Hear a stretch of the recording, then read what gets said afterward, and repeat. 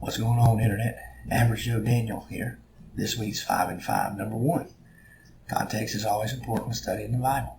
Number 2, some verses can't stand alone. They don't necessarily need additional information. Number 3, always petition the Holy Spirit for guidance. Number 4 today, new. What is new? Well, we just started a new year, but what does new mean? Number 5, 2 Corinthians 5:17.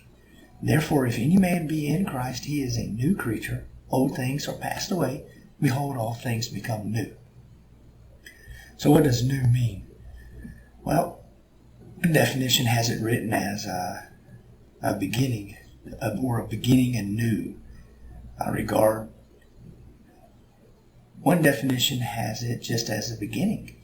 It could be beginning anew and regarded as better than what went before. It could be not existing before, introduced or discovered recently, now for the first time, recently made fresh. All right. So what does this mean? Well, let's start at the top. If any man means anyone be in Christ. Being in Christ means to trust in Jesus. So the person that trusts in Jesus is what? Is a new creature. Well, how can be one new? How can one be new? We got to keep reading. The old things have passed away. What old things? All right, stay with me. So we're born of the flesh. The flesh is made of elements in nature. The natural elements come with a pull or desire to be of the world, be of what it is made of.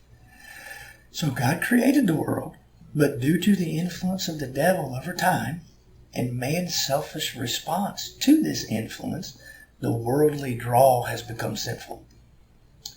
So the ways of our flesh, the desires of our flesh, are to be sinful. Now, our soul has been breathed into us from God, from a part of Him into a part of us. Being a part of Him, it cannot be changed. This is where the conflict lies. World versus God, flesh versus soul. The conflict manifests itself largely in the spiritual aspect of our being. Our spirit either connects us to God or separates us from God. Once we accept Christ, our spirit becomes connected to God, which brings a renewing within us. This should permeate and penetrate our flesh, making us like new. New in that we are connected to God, presented with the means to seek honoring Him. Sounds complicated, I know. Well, let's think about this for a minute. So we just entered a new year, right? People often make resolutions for the new year. Gym memberships, new diets, etc. And I remember back when I went to the gym how packed it would be around this time of year. But after a few months, it would dwindle back down to just the regulars. Maybe a few new permanent faces, maybe a few loss of the regulars.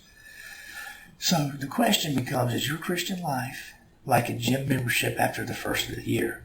Full throttle for a bit, but then fizzles out? Once we accept the gift of salvation, we are new creatures. Our old self has been crucified. It's gone. But often the habits are still present. So let's not allow the habits of our old self pull us back down into the dirt. Let's not be a New Year's type of statistic. Till next time, be salty.